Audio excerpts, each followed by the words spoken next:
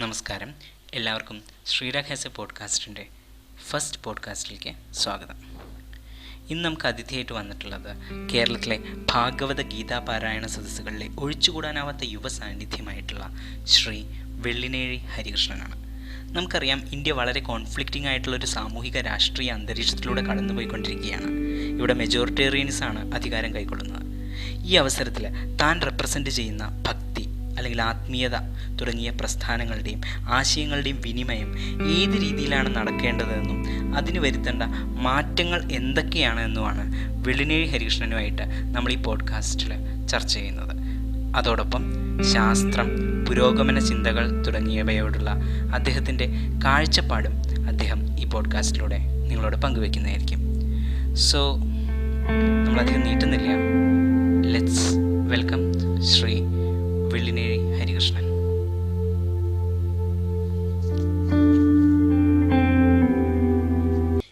ഇങ്ങനെ വളരെ ഫോർമലായിട്ടൊന്നും ഇൻവൈറ്റ് ചെയ്യുന്നില്ല, എന്താ പറയുക, വളരെ കാഷ്വൽ ആയിട്ടുള്ള ഇൻവൈറ്റ് ആണ്.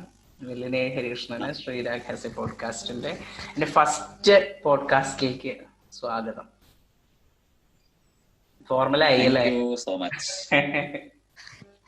ആരാണ് വെള്ളിനേഴി ഹരികൃഷ്ണൻ? അറിയാത്ത ആൾക്കാർക്ക് വേണ്ടിയിട്ട്. അങ്ങനെ പ്രൊഫഷണൽ ബയോഡാറ്റ ഒന്നും അല്ല കേട്ടോ, റെസ്യൂമേ ഒന്നും അല്ല. What you feel, you can say what ever you feel. ഞാൻ എപ്പോഴും എന്നെ കുറിച്ച് വിചാരിക്കുന്ന സമയത്ത് പറയാറുള്ളത്, അല്ലെങ്കിൽ എന്നെ കുറിച്ച് ഞാൻ എന്നോട് തന്നെ പറയാറുള്ളത് ഒരു സാധാരണക്കാരൻ എന്നാണ്. അതില് പിന്നെ വേണമെങ്കിൽ എന്തൊക്കെയാ വെച്ചാൽ അഡീഷൻസ് ആവാം. സിംഗർ എന്നോ റൈറ്റർ എന്നോ ഇല്ലെങ്കിൽ ഒരു തിങ്കർ എന്നോ, അതല്ലെങ്കിൽ എന്താണ്, കൂടുതൽ എന്നെ ഒരു ആർട്ടിസ്റ്റ് എന്നുള്ള നിലയ്ക്കാണ് ഞാൻ കാണുന്നത്. ഇക്കാലത്ത് കുറേശ്ശെ സംഗീതം അഭ്യസിച്ചു. ഇവിടെ വെള്ളിനേഴി തന്നെയുള്ള വെള്ളിനേഴി സുബ്രഹ്മണ്യം എന്ന് പറഞ്ഞ അദ്ദേഹത്തിന്റെ അടുത്ത് അദ്ദേഹം അത്യാവശ്യം ആ കർണാടക സംഗീതത്തിലെ കുറച്ച് പേര് കേട്ട ഒരു വ്യക്തിത്വമാണ്. അതിനുശേഷം പിന്നെ സത്യം പറഞ്ഞാൽ ഞാൻ കഥകളിപ്പതൊക്കെ പഠിക്കാൻ തുടങ്ങിയത് യുവജനോത്സവത്തിലും മറ്റും പങ്കെടുക്കാൻ വേണ്ടിയിട്ടായിരുന്നു. അങ്ങനെ ആ പഠനം പാലനാട് ദിവാകരൻ എന്ന് പറഞ്ഞിട്ടുള്ളൊരു മഹാനായ കലാകാരന്റെ അടുത്തെത്തി. പാലനാട് ദിവാകരൻ എന്ന് പറയുമ്പോ ഇപ്പൊ ഈ ദീപ സുദീപ് അവരുടെയൊക്കെ, അതെ, സുദീപ് പാലനാടിന്റെ ഒക്കെ അച്ഛൻ, അവരുടെ അച്ഛനാണ്. Okay okay. അപ്പോ എന്താ ഈ സ്പിരിച്വൽ ഡിറക്ഷൻ, കലയും ആത്മീയതയും എങ്ങനെയാ കണക്ട് ആവുന്നത്? കല എപ്പോഴും ഭാവതലത്തിൽ നിലനിൽക്കുന്നതാണ്. ചിന്തിക്കുക എന്നുള്ളത് കലയ്ക്ക് വളരെ അവശ്യം വേണ്ട ഒരു സംഗതിയാണ്. നമ്മൾ മറ്റുള്ള ഒരുത്തനെ എങ്ങനെ ആയാലാണ് ഞാൻ പ്രകടിപ്പിക്കുന്ന സാധനം ആസ്വദിക്കാൻ പറ്റുന്ന രീതിയിലാവുക എന്നതാണല്ലോ കലാകാരന്റെ ചിന്ത. അപ്പോ ആ കലാകാരൻ എപ്പോഴും മറ്റുള്ളവനെ കുറിച്ച് ചിന്തിച്ചുകൊണ്ടിരിക്കും. അപ്പോ ഏത് ഒരു വ്യക്തിക്കും ആസ്വദിക്കാൻ പറ്റുന്നതായിട്ടുള്ള ചില സംഗതികൾ, അതിൽ പെട്ടതാണ് സ്നേഹം, കരുണ തുടങ്ങിയതായ മനുഷ്യന്റെ നല്ല നല്ല ഭാവങ്ങൾ. ആ ഭാവങ്ങളെ ഒക്കെ തന്നെ കൂടുതൽ പരിശോധിക്കുന്ന സമയത്ത് അതിൻ്റെ ഒരു ഉദാത്തമായ തലത്തില് ഉള്ള ഒരു ഭാവമാണ് ഭക്തി എന്ന് ഞാൻ അന്ന് മനസ്സിലാക്കി. അപ്പോ എന്താ ദൈവം?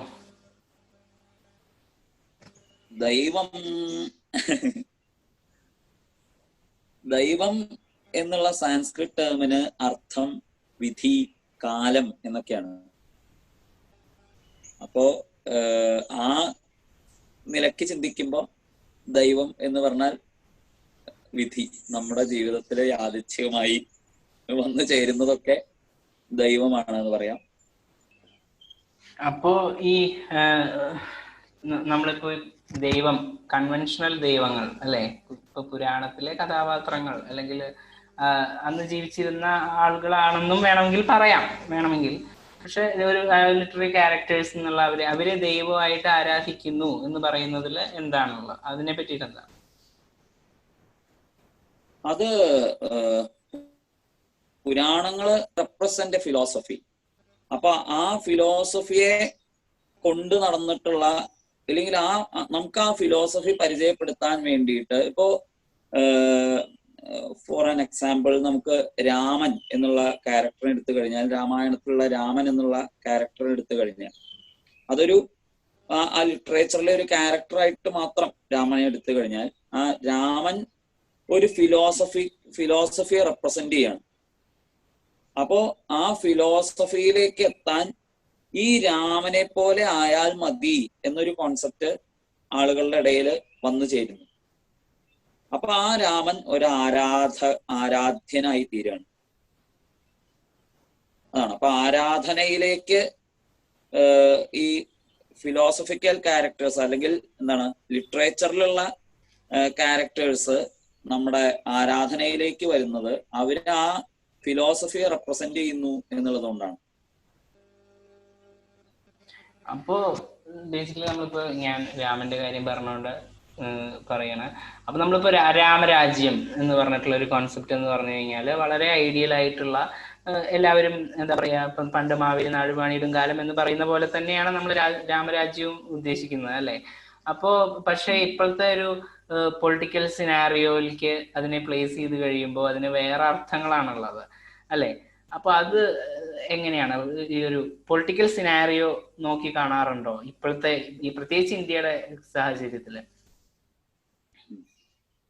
പൊളിറ്റിക്കൽ സിനാരിയോ ഞാൻ കൂടുതൽ ശ്രദ്ധിക്കാത്ത ഒരു കാര്യമാണ്. എന്നാലും ഞാൻ ശ്രദ്ധിച്ചിടത്തോളം എനിക്ക് ഫീൽ ചെയ്തിട്ടുള്ള ഒരു സംഗതി എന്ന് പറയുന്നത്, പൊളിറ്റിക്സ്, ഈ ഞാൻ പറഞ്ഞുല്ലോ, ഇപ്പോ മനുസ്മൃതി എന്ന് പറയുന്നത് അന്നത്തെ ഭരണഘടനയാണ്. അപ്പൊ അന്നത്തെ ഭരണഘടന എന്ത് അനുശാസിക്കുന്നുവോ അത് ഈ ആയിരക്കണക്കിന് കൊല്ലങ്ങൾക്ക് ശേഷം ഇന്ന് നമുക്ക് അത് പ്രാക്ടീസ് ചെയ്യാൻ പറ്റില്ല. അപ്പോ ഇന്നത്തെ നമ്മുടെ കോൺസ്റ്റിറ്റ്യൂഷൻ എന്താണോ പറയുന്നത് അതാണ് നമ്മളുടെ ഇന്നത്തെ സ്മൃതി എന്ന് പറഞ്ഞാൽ അതാണ്. ഓരോ ഭരണകാലത്തും മാറി മാറി വരേണ്ടതായ ആ ഭരണഘടനയാണ്, ഭരണത്തിൽ വരുത്തേണ്ട മാറ്റങ്ങൾ, വ്യക്തികൾ അനുഷ്ഠിക്കേണ്ട ജീവിത രീതികൾ, ഇതൊക്കെയാണ് സ്മൃതി. അപ്പൊ ഈ സ്മൃതികൾ എപ്പോഴും മാറി മാറി വന്നുകൊണ്ടേയിരിക്കണം. അപ്പൊ ഇന്ന് നമ്മള് ആശ്രയിക്കേണ്ട സ്മൃതി എന്ന് പറയുന്നത് ഇന്ത്യയുടെ കോൺസ്റ്റിറ്റ്യൂഷനാണ്. അപ്പൊ അതെന്ത് അനുശാസിക്കുന്നുവോ അതിനെ അനുശീലിച്ചുകൊണ്ട് ജീവിക്കുക എന്നുള്ളതാണ് ഒരു ഇന്ത്യൻ പൗരൻ ചെയ്യേണ്ടതായ കാര്യം. അപ്പോ ഇന്നത്തെ കാലത്ത് എന്ത് നടക്കണം, അല്ലെങ്കിൽ ഏത് രീതിയിലുള്ള മാറ്റം സമൂഹത്തിൽ വരണം എന്നുള്ളത് നമ്മൾ ലോകത്ത് ഉള്ള മറ്റ് സ്ഥലങ്ങളുമായിട്ട് താരതമ്യം ചെയ്ത് നമ്മുടെ സംസ്കാരത്തിന് നാശം വരാത്ത രീതിയിൽ, എന്നാൽ ഇപ്പോ വന്നിട്ടുള്ള ടെക്നോളജികളെയും ഒക്കെ നമ്മൾ സ്വീകരിച്ചുകൊണ്ട് അങ്ങനെ വേണം നമ്മൾ മുമ്പിലേക്ക് പോകാൻ. ചില വാദഗതികള്, അല്ലെങ്കിൽ ഞാൻ പറഞ്ഞത് സത്യമാവാൻ വേണ്ടിയിട്ട്, അല്ലെങ്കിൽ ഞാൻ പറയുന്നതാണ് ശരിയെന്ന് വരുത്താൻ വേണ്ടിയിട്ട് ഒരു സമൂഹത്തെ വഴിതെറ്റിച്ചു വിടുന്നത് ഒരിക്കലും ശരിയല്ല. അപ്പൊ ഇതൊക്കെ ഇങ്ങനത്തെ പ്രവണതകളൊക്കെ നമ്മൾ ചെറുത്തു നിൽക്കണം. ഇതിനോടൊക്കെ ചെറുത്ത് നിൽക്കണം എന്നുണ്ടെങ്കിൽ ഞാൻ നേരത്തെ പറഞ്ഞ കാര്യം തന്നെ, കൂടുതൽ കൂടുതൽ കൂടുതൽ പഠിക്കുക എന്നുള്ളതാണ് ചെയ്യാനുള്ളത്. ആൾക്കാരും ഇന്നത്തെ കാലത്ത് ആരും വായിക്കുന്നില്ല.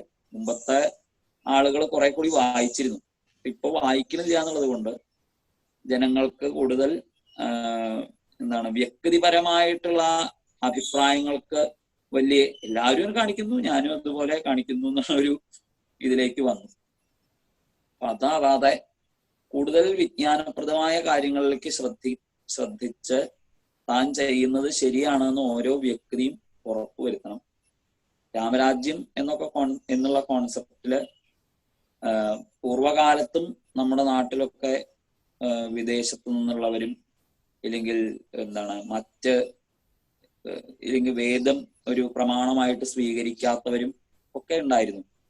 അത്തരത്തിലുള്ള മറ്റ് മതങ്ങളിലുള്ള ആൾക്കാര് ഉണ്ടായിരുന്ന സമയത്ത് അവരെയും ഋഷിമാരെ പോലെ ബഹുമാനിക്കുകയും ചെയ്തിരുന്നു അന്നത്തെ കാലത്തുള്ളത്. അപ്പൊ അത് അവരുടെ ഒരു ചിന്താഗതി. ആ ചിന്താഗതിയെ നമ്മൾ ആ രീതിയിൽ അവർക്ക് കൊടുക്കേണ്ട ബഹുമാനം, ഒരു സഹോദരനെ നമ്മളൊരു സഹോദരനെ കാണുന്നത് പോലെ അയാൾക്ക് അയാളുടേതായ സ്വാതന്ത്ര്യം ഉണ്ടല്ലോ, അതുപോലെ മറ്റു മതങ്ങൾക്ക് അവരുടേതായ സ്വാതന്ത്ര്യം കൊടുത്തുകൊണ്ട് വേണം, അത് ഏത് മതത്തിലുള്ളവരായാലും.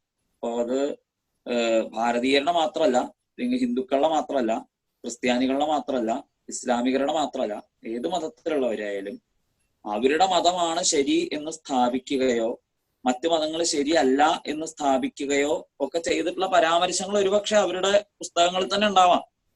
അപ്പൊ അതിനെ പോലും ഞാൻ പറയണത്, ഈ കാലത്തിനനുസരിച്ച് നമ്മൾ കുറച്ച് അതിനെ ശരിയായ രീതിയിൽ ചിന്തിച്ച്, നമ്മുടെ ബുദ്ധി അതിനാണല്ലോ, ആ ബുദ്ധി ഉപയോഗിച്ച് വേണ്ടതുപോലെ ചിന്തിച്ച് നമ്മൾ പ്രവർത്തിക്കണം. ഞാൻ ചോദിക്കട്ടെ, ഇതേ കാര്യത്തിനെ തന്നെ പലതരത്തില് നമ്മുടെ പുരാണങ്ങളെ ആയാലും അല്ലെങ്കിൽ ഈ ഒരു ഫിലോസഫി ആയാലും വേറെ തരത്തില് എക്സ്പ്ലോയിറ്റ് ചെയ്യുന്നില്ലേ ആൾക്കാര്?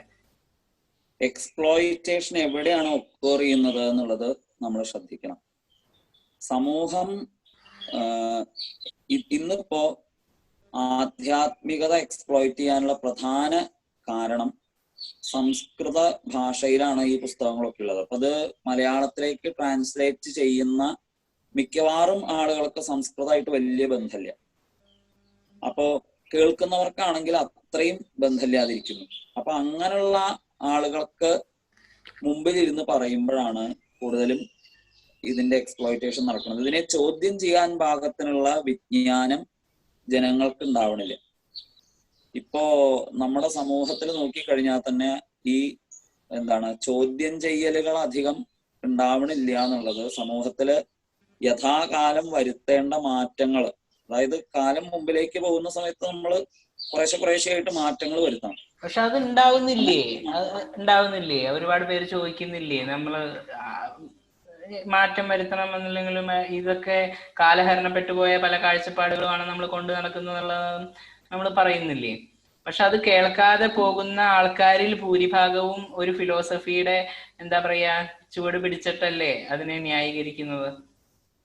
അതാണ് ഞാൻ പറയുന്നത്, ഇത് ചോദ്യം ചെയ്യാൻ പാകത്തിലുള്ള ഒരു വിജ്ഞാനം ചോദ്യം ചെയ്യണ ആൾക്ക് ഉണ്ടാവുന്നത് നല്ലതാണ്.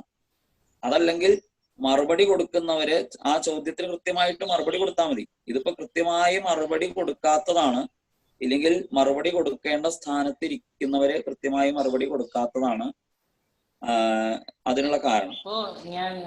ഇപ്പം നമ്മൾ ചാതുർവർണ്ണ്യം എന്നുള്ളൊരു സാധനം എടുക്കുകയാണെങ്കിൽ അത് മനുവിന്റെ കാലത്തെ കാര്യമായിട്ട് തന്നെയാണ് കാണേണ്ടത്. ഇപ്പോഴത്തെ കോൺസ്റ്റിറ്റ്യൂഷനിലായിട്ട് ബേസ് ചെയ്ത് നോക്കുമ്പോൾ നമ്മൾ അതിനെ അങ്ങനെ കാണണ്ട, അങ്ങനെയാണോ? ചാതുർവർണ്ണ്യം എന്ന് പറയുന്നത് മനുവിന്റെ കോൺസെപ്റ്റ് അല്ല, അതൊക്കെ വേദങ്ങളിൽ തന്നെ ഉള്ള കോൺസെപ്റ്റാണ്. ചാതുർവർണ്ണ്യം എന്ന് പറയുന്നത് ഇപ്പൊ ഗീതയിലൊക്കെ ചിന്തിക്കുകയാണെന്നുണ്ടെങ്കിൽ ചാതുർവർണ്ണ്യം മയാ സൃഷ്ടം ഗുണകർമ്മ വിഭാഗശ, ഓരോരുത്തരുടെയും മാനസിക ഗുണങ്ങൾക്കും അവര് ചെയ്യുന്ന പ്രവൃത്തിക്കും അനുസരിച്ചിട്ടാണ് ഓരോരുത്തരെയും ബ്രാഹ്മണനെന്നും ക്ഷത്രിയനെന്നും വൈശ്യനെന്നും ശൂദ്രനെന്നും ഒക്കെ മാറ്റി മാറ്റി പറഞ്ഞിട്ടുള്ളത്. പക്ഷെ അതിനെ നമ്മൾ കാണേണ്ട രീതിയിൽ കാണണം. അത് ജാതി എന്നുള്ളൊരു ജാതി, അതിനൊരു ഹയറാർക്കി വേണ്ട. അതെ, അതിനൊരു ഹയറാർക്കി ഇല്ല. അപ്പൊ പുരുഷ സൂക്തം, വേദത്തിലുള്ള പുരുഷ സൂക്തത്തിലാണ് ഇത് ഈ ചാതുർവർണ്ണ്യത്തിന്റെ ഒരു ബേസ് നമുക്ക് കാണാൻ സാധിക്കുക. ബ്രാഹ്മണോസ്യ മുഖമാസീ ബാഹുരാജന്യ കൃത ഊരു തദസ്യത് വൈശ്യ പദ്ഭ്യാം ശൂദ്രോഭ്യജായത. ഇങ്ങനെ വിരാട് പുരുഷന്റെ മുഖത്ത് നിന്ന് ബ്രാഹ്മണനും കൈകളിൽ നിന്ന് ക്ഷത്രിയനും തുടകളിൽ നിന്ന് വൈശ്യനും പാദങ്ങളിൽ നിന്ന് ശൂദ്രനും ഉണ്ടായി. അപ്പൊ ചിലരൊക്കെ അതിന് പറയാറുള്ളത്, ആ ശൂദ്രനെ കണ്ടില്ലേ താഴത്ത് കൊണ്ടുപോയി ഇരുത്തി, അതുകൊണ്ട് ശൂദ്രൻ മഹാമോശാണെന്ന് അവിടെ തന്നെ പറഞ്ഞിരിക്കുന്നു എന്നൊക്കെ പറയാറുണ്ട്. പക്ഷെ ഞാൻ അങ്ങനെ വിശ്വസിക്കില്ല. എനിക്ക് എന്റെ കാലിൽ മുറിഞ്ഞാലും തലയിൽ മുറിഞ്ഞാലും ഒരുപോലെയാണ് വേദനിക്കുക. അപ്പോ നമുക്ക് നമ്മുടെ ബോഡിയുടെ എല്ലാ പാർട്സും ഈക്വൽ ഇമ്പോർട്ടൻസ് ഉള്ളതാണ്. അപ്പൊ അങ്ങനെ ധാരാളം മാറ്റങ്ങൾ വരേണ്ടതുണ്ട് പല കാര്യങ്ങളിലും, അങ്ങനെയാണോ വിശ്വസിക്കുന്നത്? തീർച്ചയായിട്ടും യഥാകാലം മാറ്റങ്ങൾ വരുത്തണം എന്നുള്ളത് പോലും ശാസ്ത്രങ്ങൾ തന്നെ അനുശാസിക്കുന്നുണ്ട്.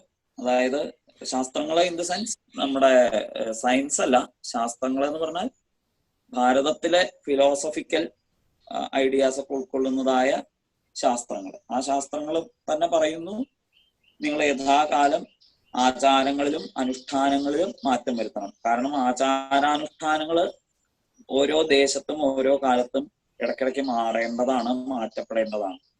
ആ ആചാരങ്ങളും അനുഷ്ഠാനങ്ങളും ഒക്കെ ഏതൊരു കാര്യത്തിലേക്കാണോ നമ്മളെ എത്തിക്കുന്നത് അത് മാത്രമേ മാറാതെ നിലനിൽക്കുള്ളൂ. അപ്പൊ ഓക്കെ, അപ്പൊ ഞാൻ ഈ സയൻസ് അല്ല എന്ന് പറഞ്ഞുകൊണ്ടാണ്. അപ്പൊ ഈ രണ്ട് ശാസ്ത്രവും വളരെ കോൺഫ്ലിക്റ്റിംഗ് ആയിട്ടുള്ള കാര്യങ്ങളല്ലേ? അതായത് സയൻസ് അതൊരു സയൻസിന്, അതായത് മോഡേൺ സയൻസിന് അല്ല, അത് മനസ്സിലായി. ഞാൻ പറയുന്നത് സയൻസ് എന്നുള്ള ഒരു കാര്യം ഇപ്പോ മറ്റേ ഒരു ഫിലോസഫി ആയാലും അല്ലെങ്കിൽ അതിന്റെ ശാസ്ത്രമായാലും അതുമായിട്ട് വളരെ കോൺഫ്ലിക്റ്റിംഗ് ആയിട്ട് നിൽക്കുന്ന കാര്യമല്ലേ? അപ്പൊ ഈ സയൻസിനെ എങ്ങനെയാണ് നോക്കിക്കാണുന്നത്? മുഴുവൻ പറയാൻ പറ്റില്ല. സയൻസ് ആയിട്ട് അങ്ങനെ കോൺഫ്ലിക്റ്റ് ഒന്നുമില്ല.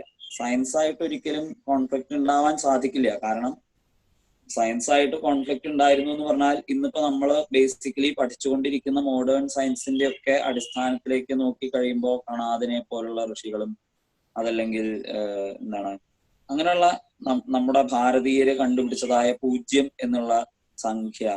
അപ്പൊ ഇതൊക്കെ അന്നത്തെ കാലത്തുള്ള തിങ്കേഴ്സ്, അന്ന് അവര് തിങ്ക് ചെയ്തിരുന്ന സമയത്ത്, അവര് ചിന്തിച്ചിരുന്ന സമയത്ത് അവരെ ഋഷി, കണ്ടുപിടിച്ചിരുന്ന സമയത്ത് അവരെ ഋഷി എന്ന് വിളിച്ചിരുന്നു. ഇന്ന് നമ്മൾ അവരെ സയന്റിസ്റ്റ് എന്ന് വിളിക്കുന്നു. ഋഷികളൊക്കെ ഇന്നും ഉണ്ട് എന്നാണ് ഞാൻ പറയുക. ഋഷി ഈസ് വൺ ഹു ഡിസ്കവേഴ്സ്. അതായത് ഇപ്പോ നമ്മള് ന്യൂട്ടൻ ഒരു ഉദാഹരണത്തിന്, അദ്ദേഹം ഭൂഗുരുത്വാകർഷണത്തെ പറ്റിയിട്ട് ഒരു തിയറി അദ്ദേഹം ഉണ്ടാക്കി. അപ്പൊ നമ്മൾ അദ്ദേഹത്തിനെ ഒരു ആ തിയറി ഡിസ്കവർ ചെയ്ത ആളായത് കൊണ്ട് അദ്ദേഹത്തെ ഇന്ന് സയന്റിസ്റ്റ് ആയിട്ട് കാണുന്നു. ഞാൻ അദ്ദേഹത്തെ ഋഷി എന്ന് വിളിക്കുന്നു എന്നർത്ഥം. എന്നാ പിന്നെ ഒരു ലാസ്റ്റ് ക്വസ്റ്റ്യൻ, അധികം നീട്ടണില്ല, final question. How do you see the growth of atheism, അല്ലെങ്കിൽ നിരീശ്വരവാദം കൂടിക്കൊണ്ടിരിക്കുകയാണ്? നമ്മൾ പറയും സ്കാൻഡിനേവിയൻ കൺട്രീസ് ആണ് ഏറ്റവും ഹാപ്പിനെസ് ഫാക്ടർ കോഷ്യന്റ് ഉള്ള ഏറ്റവും ആൾക്കാർ ജീവിക്കുന്നത് അവിടെയാണ്. അവിടെ ബേസിക്കലി അവിടെ ഈശ്വരവിശ്വാസം കുറവുള്ള ആൾക്കാരാണ്, അധികം പേരും വിശ്വസിക്കുന്നില്ല. അങ്ങനെയാണല്ലോ. അപ്പോൾ നമ്മുടെ നാട്ടിൽ നോക്കുകയാണെങ്കിൽ നിറയെ കോൺഫ്ലിക്റ്റ് ആണ്. ഈ ഒരു കാര്യത്തിന്റെ പേരിൽ പറഞ്ഞിട്ട് തന്നെ വളരെയധികം കോൺഫ്ലിക്റ്റ് നടന്നുകൊണ്ടിരിക്കുകയാണ്. നമ്മുടെ നാട്ടിൽ മാത്രമല്ല, അക്രോസ് ദി ഗ്ലോബ് നോക്കിക്കഴിഞ്ഞാൽ അങ്ങനത്തെ പല ഇതുമുണ്ട്. അപ്പോ അങ്ങനെയുള്ള ആ കാഴ്ചപ്പാടിനെ എങ്ങനെയാണ് നോക്കി കാണുന്നത്? അതും ഞാൻ പറഞ്ഞല്ലോ, ഈ പണ്ടും ഇതുപോലെ മാറി ചിന്തിക്കുന്നവര് ധാരാളം ഉണ്ടായിരുന്നു. there comes the fact, അതായത് റിലിജിയനും എന്താണ് ഒരു കൾച്ചറും തമ്മിലുള്ള ഡിഫറൻസ് അവിടെയാണ് വരുന്നത്. റിലീജിയൻ എന്ന് പറയുമ്പോൾ അവിടെ കുറെ റെസ്ട്രിക്ഷൻസ് ഉണ്ട്. അപ്പൊ ബേസിക്കലി റെസ്ട്രിക്ഷനിൽ നിന്ന് പുറത്തേക്ക് വരിക എന്നുള്ളതാണല്ലോ. ഇപ്പൊ ഒരു റിലീജിയനിൽ നമ്മൾ നിൽക്കുകയാണെന്നുണ്ടെങ്കിൽ ആ റിലീജിയന്റെ എല്ലാ റെസ്ട്രിക്ഷൻസിലും നമ്മൾ നിൽക്കണം. അപ്പോ ഒരു എത്തിസം എന്ന് പറയുന്ന സമയത്ത് നമ്മൾ അത്തരത്തിലുള്ള റെസ്ട്രിക്ഷൻസിൽ നിന്ന് പുറത്തേക്ക് വരാനുള്ളൊരു പ്രവണതയാണല്ലോ. അതെ. അപ്പൊ ഫ്രീഡം ഇല്ലായ്മ ഉണ്ടോ? Religion has it. റിലീജിയനില് തീർച്ചയായിട്ടും അത് ഞാൻ പറയാറുണ്ട്, അല്ലെങ്കിൽ ഞാൻ മനസ്സിലാക്കിയിട്ടുള്ളത്, religion is like a cultivation where you can find only one plant, similar plant everywhere.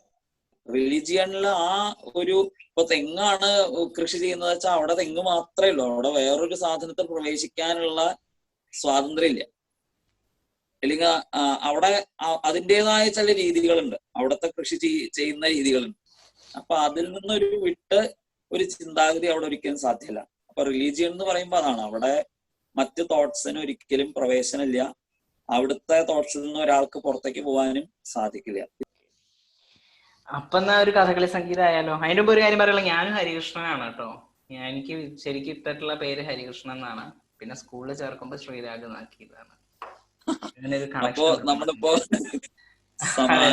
Harikrishnans ആണ് നമ്മള്.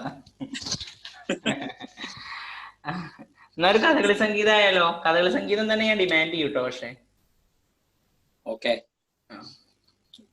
കഥകളി സംഗീതം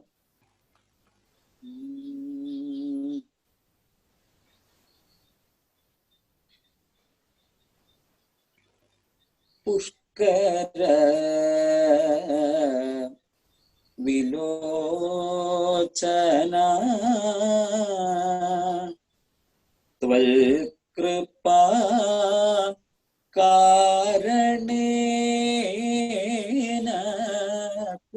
പുഷ്കര വിലോചന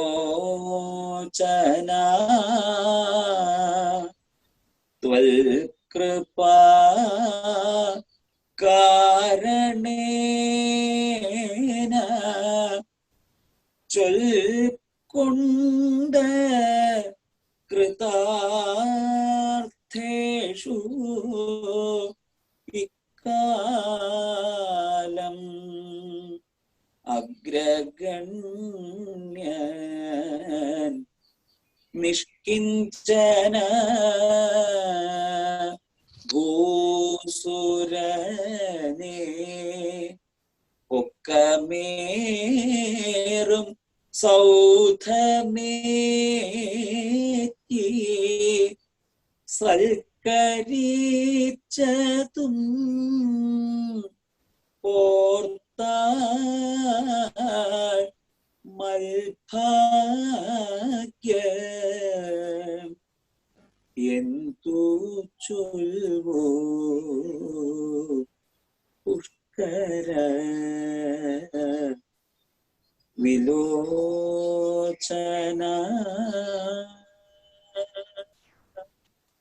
ആ